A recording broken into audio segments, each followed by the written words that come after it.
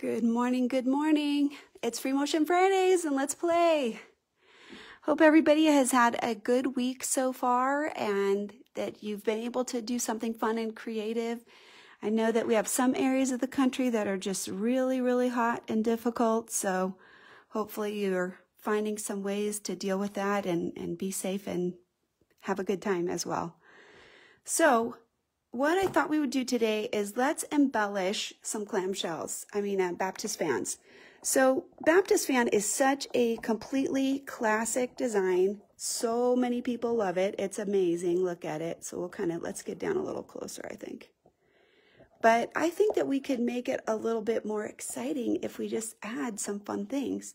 So let's talk about decision-making process right now. Okay, if we start right here, and I'm just going to use the X and O method. So I'll put an O here, and an X, and an O, and an X, and an O. Now, these are going to touch, at some level across this part, but it'll alternate, so we're not too worried about it. But we need to figure out what's going to happen here. If we do the X's and O's like this, then I would want this to be X so that right here, these two are not both going to be filled. One will be filled, right? So then we can go O, X, O, X. Okay, same thing. It's going to alternate down here so that this would be O, X, like this. This is a really practical method to decide where your fills are going to go so that you can visually see what's going to touch.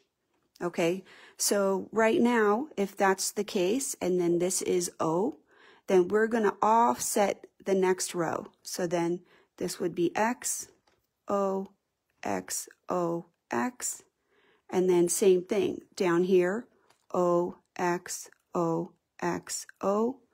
And then alternate for the next one. So X, O, X, O, X. And for us, that works out because if you'll see right here, this will be O, and this will be X, this will be X, and this will be O. Now, I have this many spaces, right? 1, 2, 3, 4, 5. This is the number of channels that I have, and note that it's an odd number. It does matter. If it's even, it doesn't work out quite as well, and you'll have to maybe play with that pattern. So I would consider doing a little mock-up of your Baptist fan before you start filling it in and figuring out what is the pattern that I need, what's going to work. Okay? All right, so let's go ahead and talk about how we're going to split up the fan. A fan is mostly a quarter of a circle, but obviously right here, this is the quarter, but this part, this little wedge is a little bit longer. Just, I think that's important that people understand that, yeah, this is going to be longer. This is what the quarter looks like, but in order to complete the whole fan, there's always a little bit of additional right there. That would be the quarter wedge, and in order to connect the dots, you got sort of a little additional part right there, and that's normal. That means that this one kind of looks a little lankier than this end, and somebody was asking me, oh, is that right? Yes, you're okay. Don't worry. And here, whatever the end is, I've just cut this off. I do have another Baptist fan video that kind of shows you how you would center this if you wanted your Baptist fans to be cut off evenly, like if you wanted this one to stretch and this one to stretch at the same time so they were proportional. Okay, but let's go ahead and talk about segmenting it right now. First thing I'm going to do is I'm going to grab my 8-point crosshair. Okay, this is the standard Westalee product, and it has 8 units as it goes around. This right here is a 90-degree angle. So if I put this on here, right? Oh, that's the wrong one. Can you tell? That's a 6-point. Get the other one. All right, not that one, that's 5. I have all of them for today for us to play with. All right, so line that up on that 90-degree angle. I'm going to scoot this up just a little bit so you can see better. I hate when chores get in the way. For me, chores never get in the way of quilting. Don't tell honey. No, he knows. I'm terrible. I'm like, I'm working, honey. I'm working hard and having fun, too much fun. Okay, so right here, I've got it lined up. So I've made this center mark. Okay, so we would just mark that and mark it as long as you can. You'll see right here, this is actually a little small for this size. This is an 11-inch circle right here. This is the arc for an 11-inch. So this is not quite long enough, but good enough for what we need for this morning. So let me just show you, if we marked it, we would get this 3 lines, right? So we have a segmented unit that are all approximately the same size. So now if I want these to be smaller, like if I don't want to create something that's more like this little rectangle, then I could split it again. And you could do this just with tick marks, but if you want it to be very accurate, I think that the crosshair square is super easy to use. So let's go ahead and just segment it one more time. And to do that, if this is the center mark, then I'm going to put this on and I will put the white reference line on there like this. So that's the center and the white reference line. And then line it up on my center so everybody's aligned. And then we can put some more marks in. So let's see, we need one more. That one.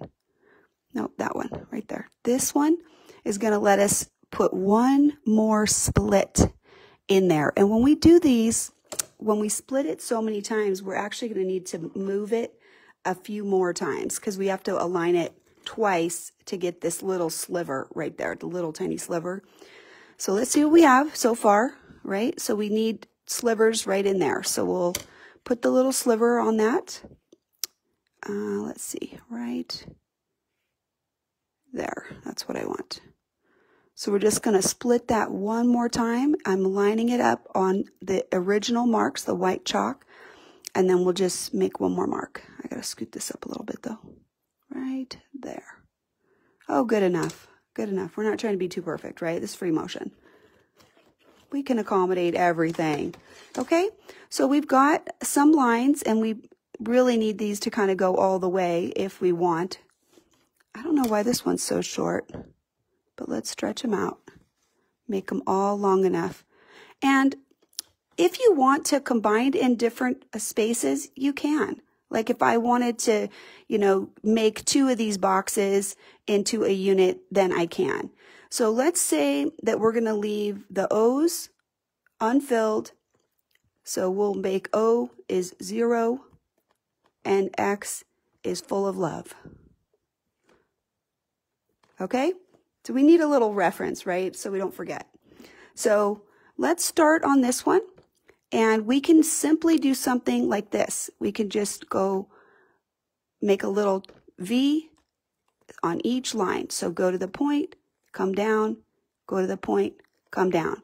So that's a pretty easy one, right? And if you can't make a straight line, which I think sometimes can be hard, then just wiggle it a little bit. Okay? It's okay.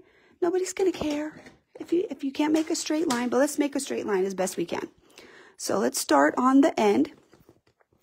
I'm going to try to orient it at this moment as if it was going to come straight towards me or straight away from me. I'll show you what I mean. So there's our starting point. Let's tack those threads, get them secure. We can use this circle right there, the arc, for that. And then these will be out of our way. Okay, right here, I want to come right to this position. So in your mind, I'm just going to push that way. Okay, so let's do that. And I'm going to use the center opening,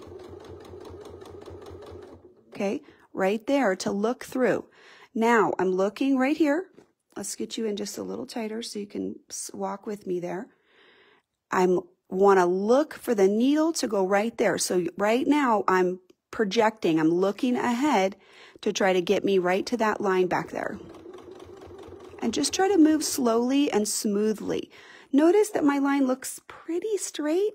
I mean, it's okay if it's not, but don't be too wrapped up in that. But this is a very short distance. I think it's hard to make a straight line over a long distance, but usually we can make a fairly straight line over a short distance. So again, looking right here, the needle, trying to make this angle right straight in our mind. Just go right up to there. Okay? And then let's go backwards. We don't have to rotate. Just try to go straight backwards to that position. If you're a stitch or two off, nobody cares. Just the chalk lines will go away. It'll be fine. Just connect up at the top. Right there, I cannot see. Can you see?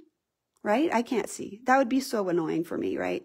So just, if you have a big sandwich, you could just cant it a little bit and sort of look to the side so that you're still able to kind of get right into the point that you want to get into, right there. Okay? And then next one. Okay? And this one will be right to the bottom intersection point right there. And look at that. We have an awesome little sun, right? And I'll tell you something else. If these don't work out as nicely as you want, come inside and echo right there. Literally just travel along and go, okay, make another one. And then just kind of make them irregular, and then nobody cares, right?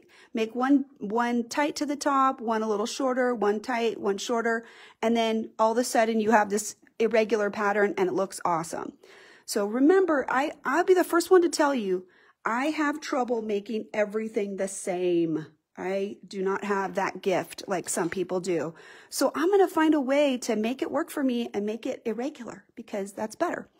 Right here, if I want to travel up nice and neat, let me grab a little tool. Okay, so right here, I would try to travel right up. I want to skip past the O and get right to our next X position so we can fill that in.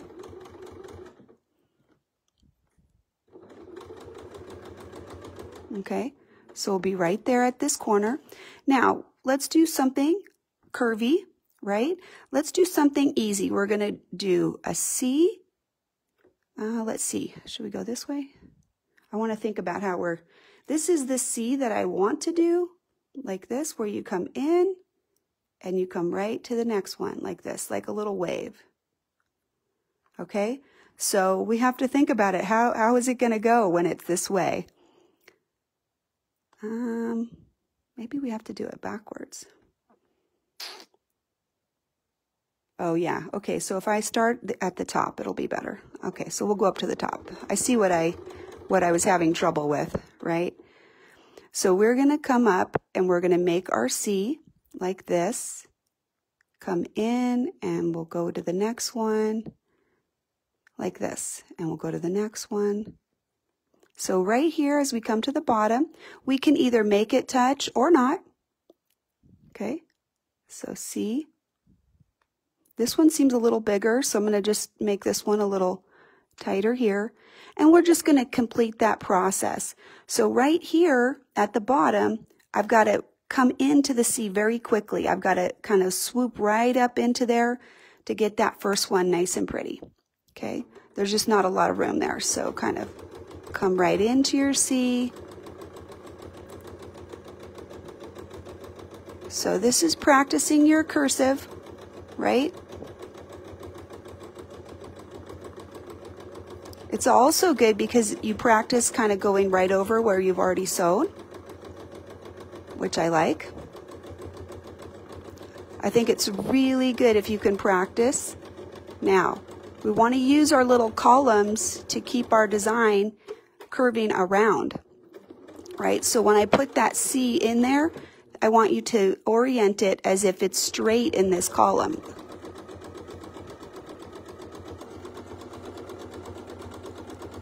Okay. So what can I do if I feel like this is not as perfect as I want to do? What can I do? Go over it again, or put a different color on and do it again, the same thing. And maybe make it a little smaller so the lines don't all line up. Notice how we tried to create a little space on the bottom and a little space on the top, and that lets this line be the punch right here, this channel. So right now, if I wanted to, I could just travel right up the quilt and I could use this same pattern all the way and complete this entire row. And then I could come over and I'll do the next row. Okay, so since we're on X, let's go ahead and we'll Just travel right up to the next one. Okay, and let's just make kind of like, we'll do a little fan echo. So curl, and then a little snap in there, and another little curl. Okay, now I can go up, or I can travel over, and I could work whatever side that I want to do. Let's just do a couple of additional ones. We'll do some really simple ones. This one is not quite marked out. Like this one doesn't have any separation. So let's do something that doesn't require that. So we'll start in the middle, okay, of the channel. And if you want some, you know, arrangement, this is our center line, we can just kind of go like this. We don't need anything fancy, but what this will do is we'll put a little S, and we'll put a little S. So we want the S to be smooth between these little boxes. Down and up. Okay, now I know that I'm gonna want more than that. So I'm gonna put another echo in there and another echo on the top. Just with that vague spacing, that just kind of helps create a little bit of regularity. So there's the S, there's another S, okay, and now we're up and down again in the next unit. And the first one I'm kind of trying to keep in the middle. So not super deep. So what do you think? I mean, it's kind of wiggly. I know. I like it. I'm fine with it. So let's go ahead, and now we'll go backwards. And we'll just put another one in there. And we're just trying to keep a little bit of distance so you can practice control right there. Trying to keep this a little bit even. And then a few stitches down on the bottom. And now we'll do the same thing. We're not really using the ruler foot because the spacing is smaller than that, but we're kind of half using it, I guess, a little bit. So what do you think now? Don't you think that looks cool? Let's go ahead and get the chalk off of there real fast so you can just have a little better sense of it. Right? I love it. Just put a few more lines in there. It's fine. So this one, you know, it's not perfect, but it has a kind of a nice fill. And so it's just putting some texture in there. Okay, so let's move up to this next one right here. We'll go up to the last one.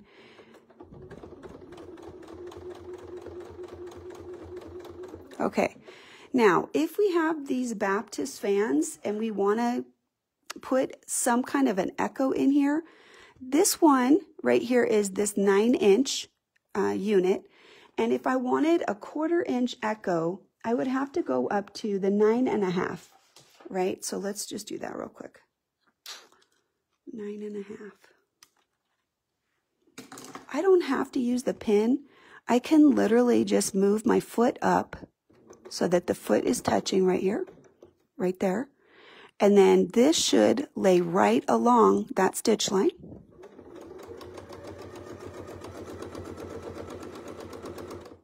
Okay, and then I'll just scoot a little bit more, line it up, try to make a nice smooth curve. Okay, what am I doing? I'll show you in just a second. Okay, so there's a 1-inch space right here with all of these. And by putting this other channel, what we're doing is we're just changing the dynamic. So if this is 11 and I want to come in on the inside to create a little channel right here, then I would have to use the 10.5. So I have all 4 sizes. Let me just grab the other one. And this would be the same. So when I would line this up, again, the foot is the spacer right here on this side, right there. And when I put the channel on there, I'll line this up right here on the top, and that is the spacer on the top.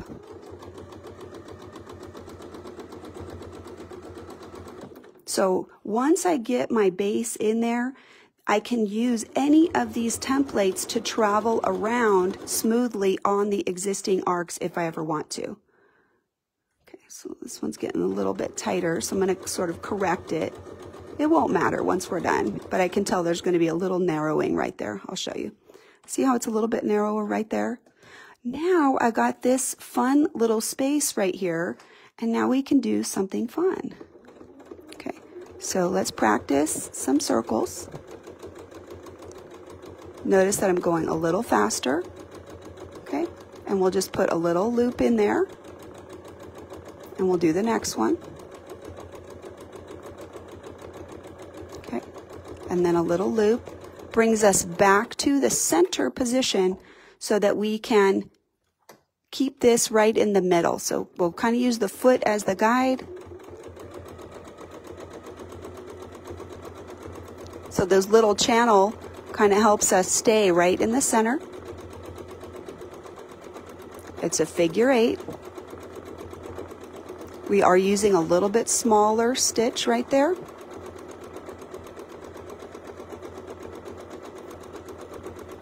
And the little loop-de-loop in the center kind of helps camouflage if our circle's not perfect, right? Because then there's a little eyeball in there.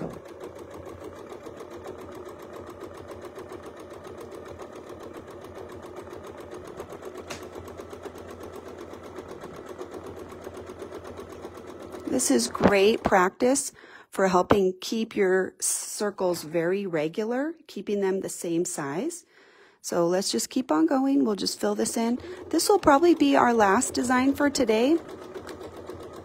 We actually have several. I was only going to do 3, but I think that I'm going to keep this piece and we'll just fill it in a little bit at a time. So I'm just going to keep my foot right in the center there.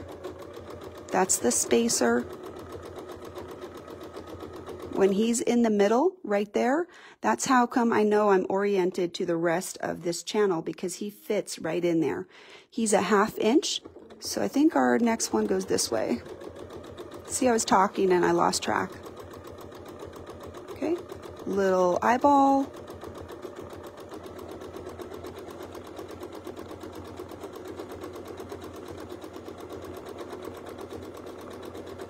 All right, as I'm getting down to this last part right here, I want to start thinking about how many can fit. I think I can fit one more right there. So what I'm going to do is I'm going to actually stretch this last one to fit this perfectly. So he might not be a perfect size, but I don't care. He is going to be perfectly done. Okay, and then we'll just tie off right here.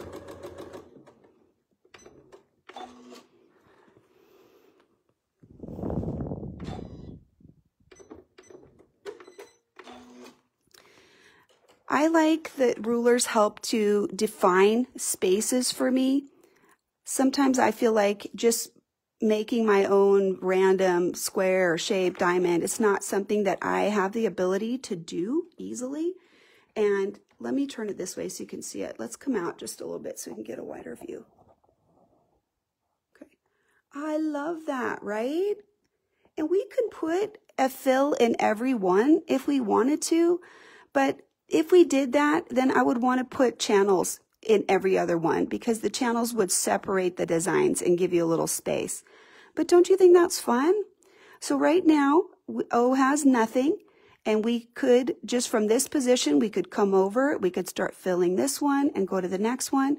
And I think this will have a fun, original kind of look. So this is just a little sample practice. If you wanted to make one of these, I used the Circles on Quilts set number 3. All of these were just created with one fan. This Echo, you saw me use 2 different ones, but this particular one was used. So whenever you jump up one of these fingers, this is a 1-inch span right here. So each one of these, this is 3, 5, 7, 9, 11. That's just for your information if you wanted to do something like that. So this will just be fun. Let me flip it over. It's blue with some white thread on the back. And this is what you're going to get texture-wise if you just have a very neutral kind of thread, something that doesn't have that heavy contrasty thing, which I still like. But I mean, if you wanted it to be more subtle, you can have that too, right? Looks awesome. Just gives you a little bit of energy, but it's not so domineering. And you can see that I didn't pull my bobbin thread up. I used the scissor button, and that's what happened. So that's black, so let's just pull that out. Oh, perfect. There you go. Right? So just some fun stuff. This would add a little bit of drama, a little bit of excitement to what would otherwise just be very rote kind of a design, which there's nothing wrong with Baptist fan, but if you just wanted to pump it up just a little bit, and you don't have to do this on every single one, just do a couple of them. Maybe like on every fan, you just pick one of these webs and you do one in each fan, and then you just create a lot more excitement for your design. Okay, so that's it today. Know that today is September 2nd, and I'm doing the Template Fridays. What is it called? Template tasting. I'm sorry. I haven't had enough coffee. Template tasting, and we're going to play with the clamshells today. So if that's something you're interested in, we're going to just look at some of the different Westalee template tools for clamshells. So please join me. That's at 12 o'clock. 12 o'clock for me, because I'm ahead of Pacific time. Okay, so I'm in Mountain, 12 o'clock Mountain. See you then. All right, have a great day, guys. Bye.